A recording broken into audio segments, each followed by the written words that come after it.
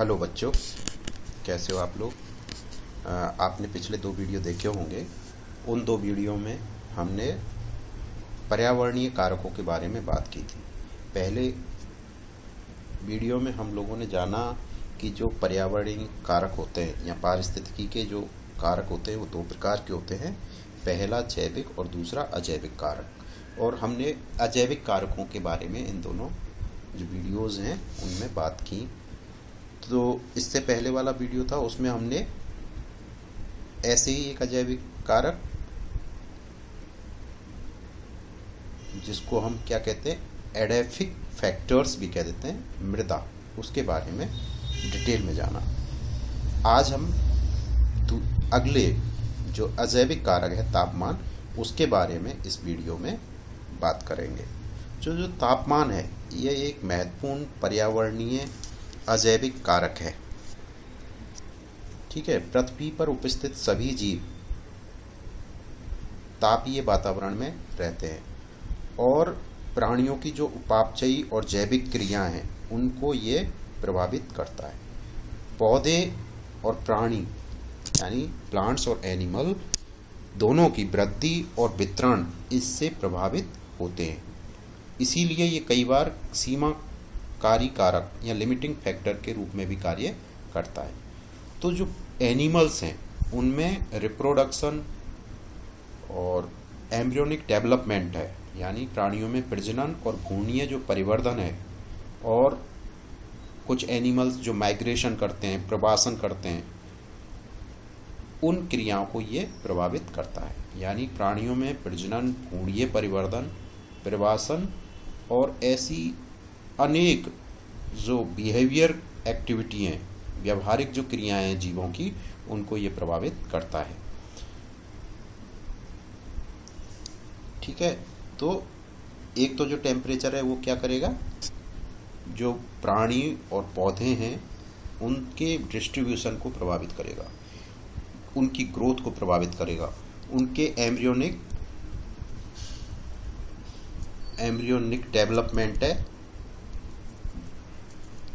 Development जो है, embryonic development, उसको प्रभावित करेगा। तो इस तरह से जो तापमान है वो अन्य अजैविक कारक जैसे आर्द्रता है, वायु है आदि के साथ अंतःक्रिया भी करता है, जिससे प्राणी प्रत्यक्ष और अप्रत्यक्ष रूप से प्रभावित होते हैं। इसलिए जो प्राणी हैं उनकी तापमान को सहन करने की क्षमता होती है। ऐसा नहीं है कि सारे प्राणी सभी तरह के तापमान में सरवाइव कर पाएँ। तो प्राणियों का एक गुण है कि सहनशीलता की परास, और सहनशीलता की परास के आधार पर जो जीव हैं उनको हम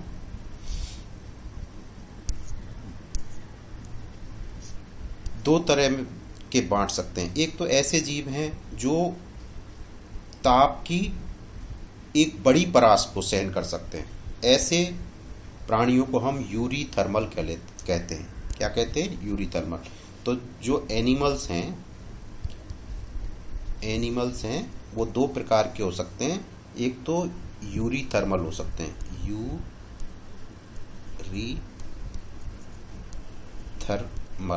यूरीथर्मल का मतलब, यूरी का मतलब होता है एक वाइड रेंज, यानी वाइड रेंज में सरवाइव कर सकते हैं। और दूसरे जो होते हैं वो होते हैं स्टेनोथर्मल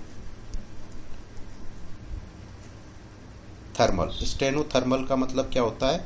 स्टेनोथर्मल का मतलब होता है जो एक छोटी परास में ही केवल अपना जीवन यापन कर पाते हैं। ठीक है, जब बहुत ज़्यादा फ्लैक्चुएशन होता है, यानी तापमान एक निश्चित सीमा से ज़्यादा हो जाता है तो, या एक निश्चित सीमा से कम हो जाता है, तो उनकी जो वृद्धि और विकास है वो प्रभावित होता है।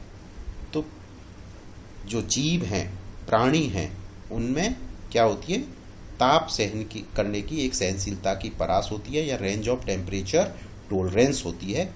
और रेंज ऑफ टेम्परेचर टॉलरेंस के आधार पर प्राणियों को हम 2 भागों में बांटते हैं, एक यूरीथर्मल और दूसरा स्टेनोथर्मल।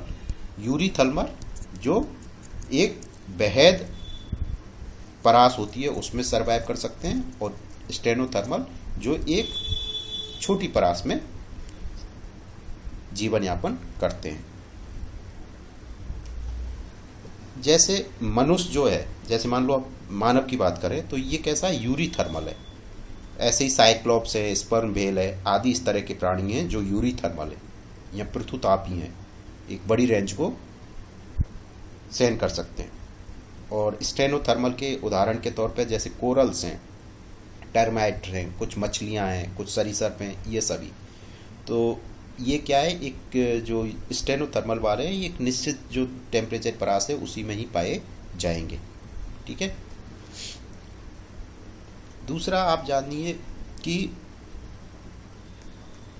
जो जीव है उसका टेम्परेचर की प्रति जो सहन शक्ति है उसको हम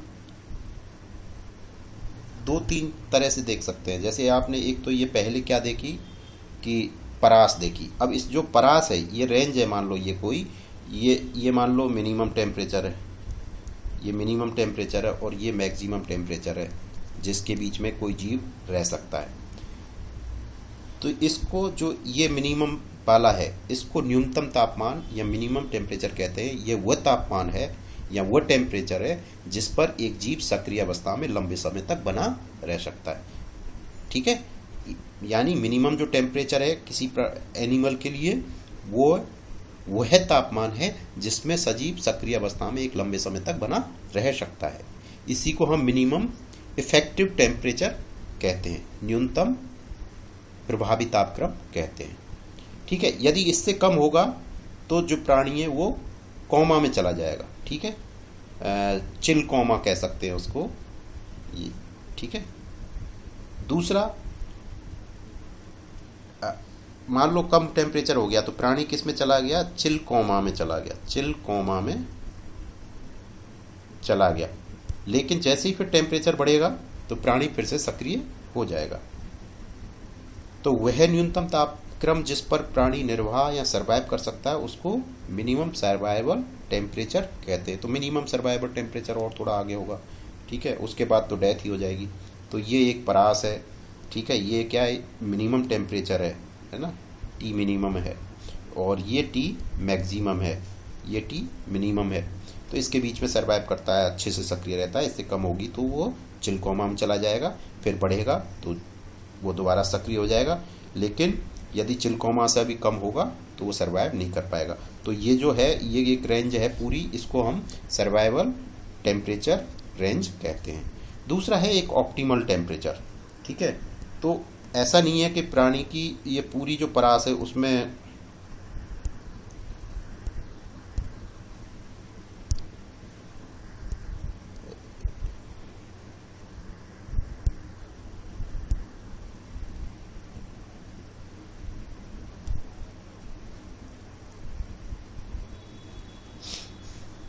सॉरी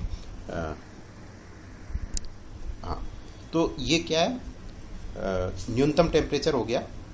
एक सेकंड इसको रेज कर लेते हैं अपन। क्या दिक्कत है इसको,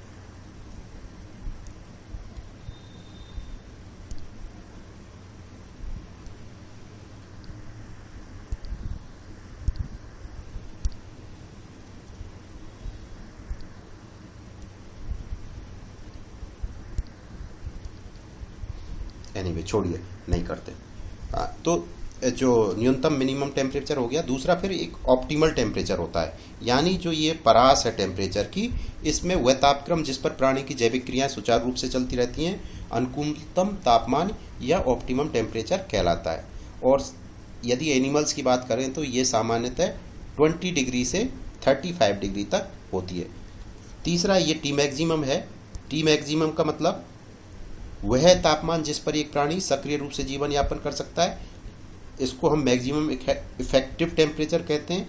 और यदि इससे ऊपर टेम्परेचर जाएगा तो एनिमल हीट कोमा में चला जाएगा। किस में चला जाएगा, हीट कोमा में। ठीक है।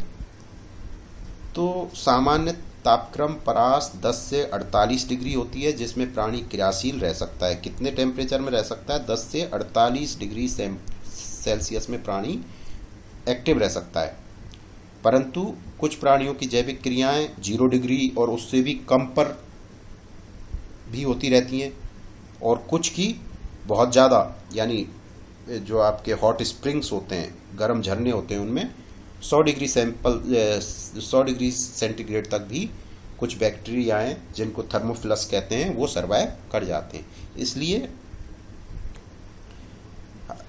जो अधिकतम तापमान है सभी जीवों के लिए इतना हाई नहीं होता है। ज़्यादातर जीवों का 50 डिग्री से ऊपर जो एंजाइम्स होते हैं सेल्स में, वो क्या करेंगे, वो विकृत हो जाएंगे। तो अब हम जो ये तापमान है, जो ये परास है टेम्परेचर की, इसके आधार पर प्राणियों को हम 3 भागों में बांटते हैं। यानी ताप सहनशीलता के आधार पर प्राणियों का वर्गीकरण करें, क्लासिफिकेशन करें according to the temperature tolerance, तो प्राणी 3 प्रकार के होते हैं। पहला, शीत रुधिर धारी प्राणी या पॉकिलियोथर्मिक एनिमल्स। ये वो एनिमल हैं, वो प्राणी हैं जो क्या करते हैं, जिनकी बॉडी का जो टेम्परेचर होता है वो बाहरी वातावरण के पर डिपेंड करता है। शीत रुधिर धारी जो प्राणी होते हैं, पॉकिलियोथर्मिक जो एनिमल हैं, उनका शरीर जो होता है वो अपना बॉडी टेम्परेचर खुद मेंटेन नहीं करता, वातावरण के अनुसार ज़्यादा कम बॉडी का टेम्परेचर होता रहता है। ऐसे जीवों को हम पॉकिलियोथर्मिक एनिमल या शीत रुधिर धारी प्राणी कहते हैं। दूसरा है होम्योथर्मिक एनिमल्स। होम्योथर्मिक एनिमल्स जो होते हैं, ये प्राणी अपने शरीर का तापमान मेंटेन करते हैं एक निश्चित तापमान पर, ठीक है। इस बाह्य जो तापमान होता है उससे प्रभावित नहीं होता इनका बॉडी टेम्परेचर, इसलिए इनको गर्म रुधिरधारी या होम्योथर्मिक एनिमल कहते हैं।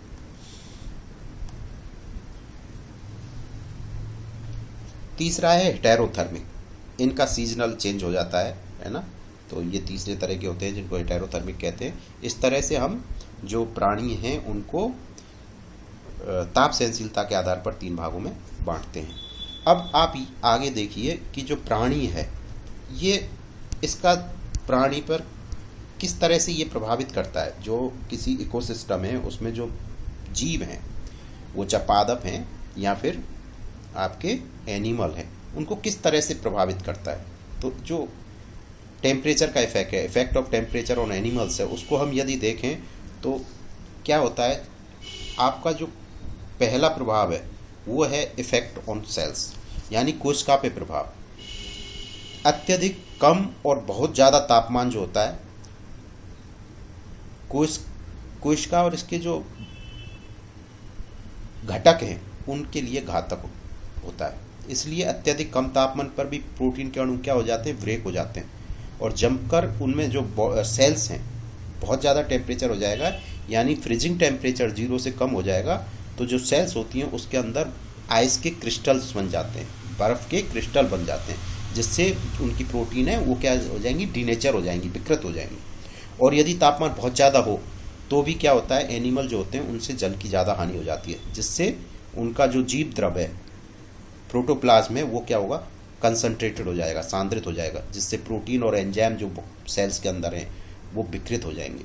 तो इस प्रकार जो तापमान का प्रभाव यदि प्राणियों पर देखें तो पहला उसकी कोशिका के संगठन पे पड़ता है। यदि बहुत ज़्यादा तापमान कम हो जाए तो उनमें क्रिस्टलाइजेशन हो जाएगा, है ना, आइस क्रिस्टल्स बन जाएंगे, जिससे प्रोटीन डिग्रेड होंगी। और बहुत ज़्यादा टेम्परेचर हो जाएगा तो भी जो वाटर लॉस होगा सेल्स में, उसकी वजह से उसका जो प्रोटोप्लाज्म है वो कंसंट्रेटेड हो जाएगा, जिससे प्रोटीन और एंजाइम विकृत हो जाएंगे। नेक्स्ट जो प्रभाव टेम्परेचर का एनिमल पे पड़ता है वो उसकी मेटाबॉलिज्म पे पड़ता है। किस पे, उपापचय पर। उपापचय पर प्रभाव में जो उपापचयी क्रियाएं हैं उनका नियंत्रण किसके द्वारा होता है, एंजाइम्स के द्वारा होता है। और जैसे ही टेम्परेचर ज़्यादा या कम होगा, एंजाइम की क्रियाविधि है वो प्रभावित होगी। प्रारंभ में तापमान के बढ़ने के साथ साथ एंजाइमों की क्रियाविधि है बढ़ती है, लेकिन यदि एक निश्चित सीमा के बाद जो तापमान है उसमें वृद्धि हो जाए तो एंजाइम की क्रियाविधि कम हो जाती है।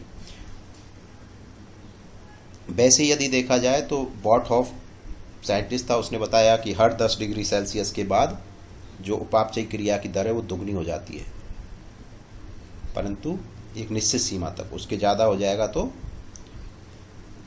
उपापचयी क्रिया धीमी हो जाएगी। फिर जो टेम्परेचर का प्रभाव है तीसरा, वो है प्राणियों के रिप्रोडक्टिव बिहेवियर पर, प्राणियों के प्रजनन व्यवहार पर। अधिकांश प्राणी जो होते हैं उनमें जो प्रजनन है का जो व्यवहार है ना, रिप्रोडक्शन जो बिहेवियर है, रिप्रोडक्शन नहीं, रिप्रोडक्शन बिहेवियर है, वो तापमान के द्वारा नियंत्रित होता है। अब जैसे आप देखते हो कुछ प्राणी हैं उनमें प्रजनन पूरे वर्ष भर चलता रहता है, जैसे चूहे हैं, खरगोश हैं, परंतु कुछ जीवों में प्रजनन केवल प्रजनन काल में होता है।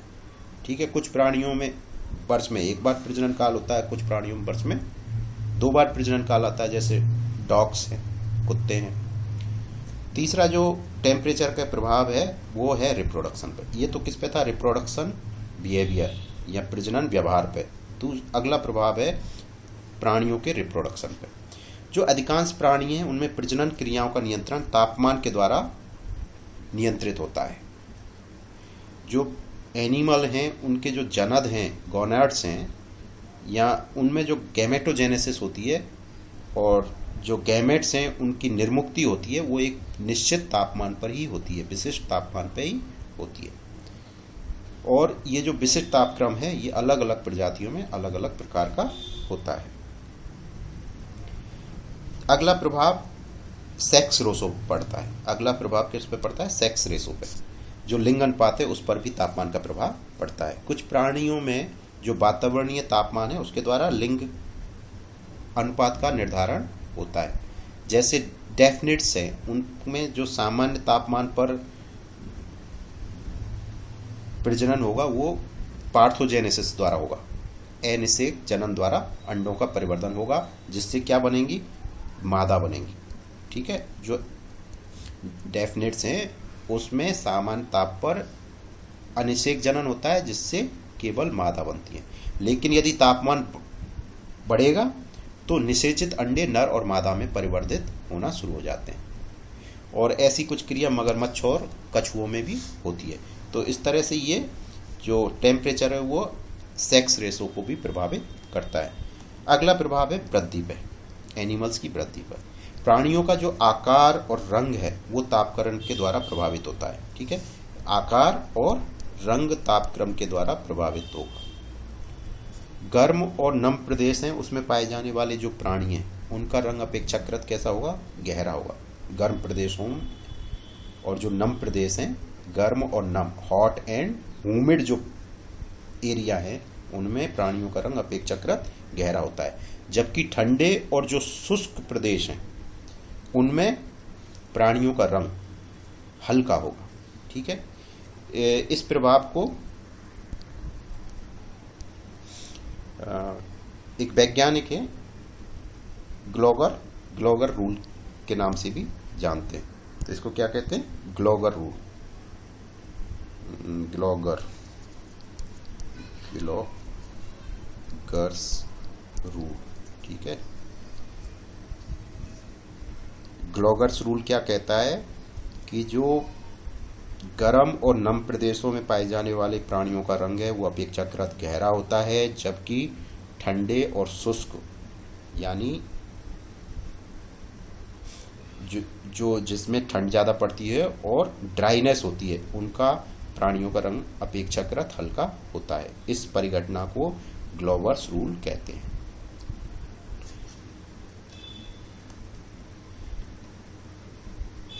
अगला जो प्रभाव है वो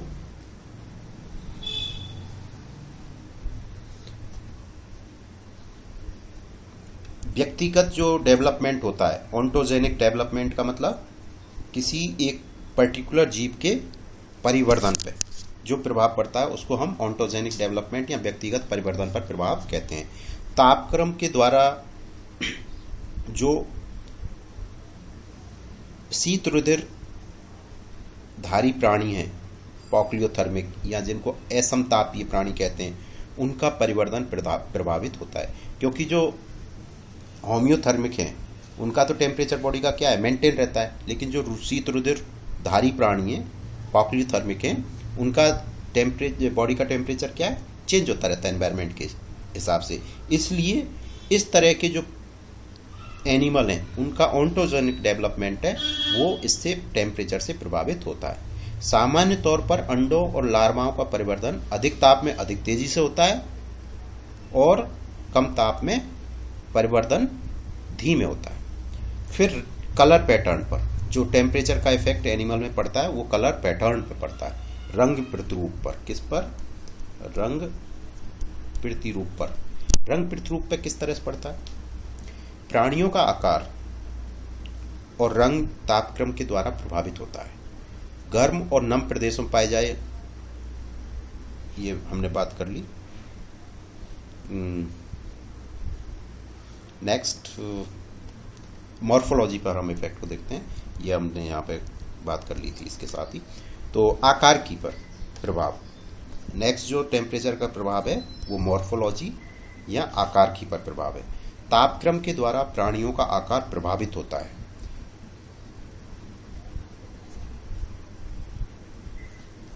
जैसे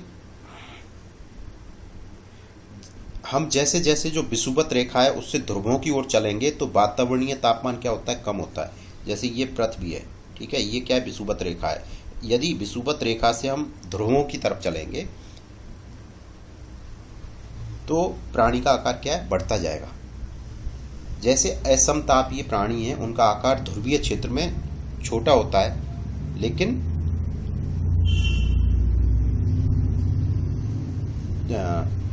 थोड़ा सा गलत बोल गए, जो विषुवत रेखा है उससे ध्रुवों की ओर चले तो वातावरणीय तापमान क्या होगा? कम होता है और प्राणी का आकार बढ़ता जाता है। ठीक है, ये तो पहली बात है।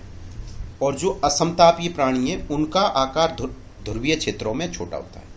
आकार का तापक्रम के साथ ये संबंध ऊष्मीय जो ह्रास है उसमें महत्वपूर्ण भूमिका निभाता है, क्योंकि जो तापक्रम है प्राणी के आकार के साथ ये भाई जितना एनिमल कैसा होगा, बड़ा होगा तो उसमें ऊष्मीय जो ह्रास है वो क्या होगा? कम होगा, क्योंकि उसका जो एरिया है सरफेस एरिया वो कम होगा। लेकिन छोटे प्राणी होंगे उनका सरफेस एरिया क्या होगा? ज़्यादा होगा। ठीक है, तो जो इस तरह का ये तापक्रम का साथ ऊष्मीय ह्रास है ये प्रभावित करता है प्राणियों के आकार को। तो तापक्रम का प्राणियों के आकार के साथ ये संबंध क्या कहलाता है? बर्गमैन रूल कहलाता है। आपसे कोई पूछे बर्गमैन रूल क्या है, तो तापक्रम का प्राणियों के आकार का संबंध बर्गमैन का रूल कहलाता है। जैसे जो विषुवत रेखा से ध्रुवों की ओर जाते हैं तो वातावरणीय तापक्रम कम होता है और प्राणियों का आकार बढ़ता जाता है, लेकिन असमतापीय जो प्राणी है उनका ध्रुवीय क्षेत्रों में आकार छोटा होता है। ठीक है, अगला जो प्रभाव है मॉर्फोलॉजी पड़ता है, जो मैमल्स हैं स्तनधारी हैं उनकी जो सीमांतीय रचनाएं, जैसे टेल है ना, स्नॉट है, पूंछ, तुंड, कान, पैर, और ठंडे प्रदेश के प्राणियों के में ये छोटे आकार के होते हैं। यानी जो मॉर्फोलॉजी देखें एनिमल्स की वो टेम्परेचर से कैसे प्रभावित हो रही हैं। तो पहला तो हमने देखा था कि जो ध्रुवों की तरफ जाते हैं तो आकार बढ़ता है, लेकिन असमतापीय जो प्राणी है उसके बारे में उल्टा है। इसको हम बर्गमैन रूल कहते हैं, है ना। आकार प्रभावित होता है किससे? टेम्परेचर से। इसको कहते हैं बर्गमैन रूल। दूसरा है जो स्तनधारी हैं उनकी जो सीमांतीय रचनाएं, जैसे टेल है ना, तुंड है, कान है, पैर हैं, ये ठंडे प्रदेश के प्राणियों में छोटे आकार के होते हैं और गर्म प्रदेश के स्तनधारियों में इनका आकार बड़ा होता है। इसे हम कहते हैं एलेन का रूल। ठीक है, एलेन का रूल क्या है कि स्तनधारियों के सीमांतीय रचनाएं जैसे पूंछ, तुंड, कान, पैर ठंडे प्रदेश के प्राणियों में छोटे आकार के होते हैं और गर्म प्रदेश के स्तनधारियों में इनका आकार बड़ा होते हैं। इसे एलेन का रूल या एलेन का नियम कहते हैं। क्योंकि जो ठंडे प्रदेश के प्राणी हैं ये क्या होते हैं, ये जो सीमांतीय संरचनाएं जैसे पूंछ है, तुंड है, कान है ना। आपने देखा होगा गर्म प्रदेशों में रहने वाले जैसे एनिमल है, मान लो हाथी है, एलिफेंट है, तो उसका कान बड़े बड़े होते हैं। ठीक है, क्यों होते हैं? ये जो सीमांतीय रचनाएं हैं इनसे क्या होता है, बॉडी की हीट बाहर निकलती रहती है। तो ठंडे प्रदेशों में तो हीट को संग्रहित किया जाता है ना, इसलिए इस तरह की जो रचनाएं जिनसे हीट बाहर निकल सकती है वो बहुत छोटी होंगी, लेकिन जो गर्म प्रदेश हैं उनमें ये बड़ी होंगी। ऐसे ही एक तापक्रम का प्राणियों पर जो मॉर्फोलॉजी प्रभाव पड़ता है, जॉर्डन रूल है। जॉर्डन के रूल के अनुसार क्या है, जॉर्डन के अनुसार तापक्रम द्वारा मछलियों की जो प्रजातियां होती हैं उनमें कशेरुकाओं की संख्या प्रभावित होती है। वे मछलियां जो कम ताप वाली पानी में रहती हैं उनमें कशेरुकाओं या वर्टिब्रेज की संख्या अपेक्षाकृत अधिक होती है, जबकि जो गर्म स्रोत में पाई जाने वाली मछलियां हैं उनमें कशेरुकाओं की संख्या अपेक्षाकृत कम होती है। इसको तापमान से संबंधित जॉर्डन का नियम कहते हैं। यानी जॉर्डन का नियम किससे संबंधित है, मछलियों में पाई जाने वाली कशेरुकाओं से, वर्टिब्रेज की संख्या से। तो जो मछलियां कम तापमान में रहती हैं उनमें वर्टिब्रेज की संख्या अधिक होगी, और जो गर्म स्रोत में रहती हैं उनमें वर्टिब्रेज या कशेरुकाओं की संख्या अपेक्षाकृत कम होती है। ठीक है। इसके अलावा जो टेम्परेचर का एनिमल पर प्रभाव पड़ता है वो है साइक्लोमॉर्फोसिस पे पड़ता है। साइक्लोमॉर्फोसिस जैसे कुछ प्लैंक्टोनिक प्राणी हैं जैसे डैफ्निया, इनमें क्या होता है, तापक्रम के मौसमी परिवर्तन के साथ साथ प्राणी का आकार और आकृति परिवर्तित हो जाती है। साइक्लोमॉर्फोसिस का मतलब क्या है, तापक्रम में परिवर्तन के साथ साथ प्राणी के आकार और आकृति में परिवर्तन हो जाता है। इसको ही साइक्लोमॉर्फोसिस कहते हैं। सर्दियों में डैफ्निया का जो सीड्स भाग होता है, हेड जो होता है, वो कैसा होता है, गोलाकार होता है, और बसंत ऋतु में सीड्स भाग से हेलमेट के समान प्रोजेक्शंस निकलते हैं। गर्मियों में इस परिवर्तन का आकार बढ़ जाता है, सर्दियों में इसका आकार पुनः कम हो जाता है, कम होकर सामान्य हो जाता है। तो इसको कहते हैं साइक्लोमॉर्फोसिस। यानी टेम्परेचर का प्रभाव बॉडी की जो शेप और साइज है उस पर प्रभाव पड़ता है। अगला जो टेम्परेचर का प्रभाव है प्राणियों पर, वो प्राणियों के डिस्ट्रीब्यूशन पर है। ठीक है। जीव जंतुओं का जो भौगोलिक वातावरण का ताप है उसका उनके वितरण पर स्पष्ट प्रभाव होता है। असमतापी जो जंतु हैं उनका वितरण ताप से ज़्यादा प्रभावित होता है। ठीक है। जो कैसे हैं, पॉक्लियोथर्मिक जो एनिमल्स हैं वो ज़्यादा प्रभावित होते हैं, क्योंकि उनके शरीर में क्या है, टेम्परेचर को मेंटेन करने की क्षमता नहीं होती, इसलिए वो एक निश्चित तापमान जहाँ पर उनकी बॉडी सूट करती है वहीं पर वो पाए जाते हैं। जैसे एटलांटिक लॉबस्टर है, वो 0 से 17 सेंटीग्रेड तक के ताप वाले क्षेत्र में ही पाया जाता है, जबकि कोरल्स हैं, जैसे कोरल रीफ हैं, वो 21 डिग्री सेंटीग्रेड से कम ताप वाले समुद्रीय क्षेत्रों में जीवित नहीं रह सकते, इसलिए यह कभी भी ठंडे समुद्री क्षेत्रों में नहीं पाए जाएंगे। ये केवल गर्म या 21 डिग्री सेंटीग्रेड से ज़्यादा टेम्परेचर वाला जो समुद्री एरिया होगा उसमें कोरल पाए जाएंगे। इसी तरह जो रेप्टिलिया वर्ग के अधिकांश जीव हैं वो भी गर्म प्रदेशों में वितरित होते हैं। वास्तव में जंतु और पौधे हैं, इनके भौगोलिक वितरण पर ताप का अति प्रभावशाली सीमाकारी कारक के रूप में कार्य करता है। तो बच्चों, आज के हम इस वीडियो में हमने जो पारिस्थितिकीय उसके अजैविक कारकों की श्रेणी में तापमान का जीवों पर प्रभाव को देखा। यानी as a abiotic factor temperature जीवों को किस तरह से प्रभावित करता है। तो हमने देखा कि जीवों का जो वृद्धि, विकास, वितरण, वो सब तापमान से प्रभावित होता है। Thank you for watching. अगला वीडियो हम नेक्स्ट जो अजैविक कारक हैं जल और वायु, वाटर और एयर पे बनाएंगे। तब तक के लिए बाय।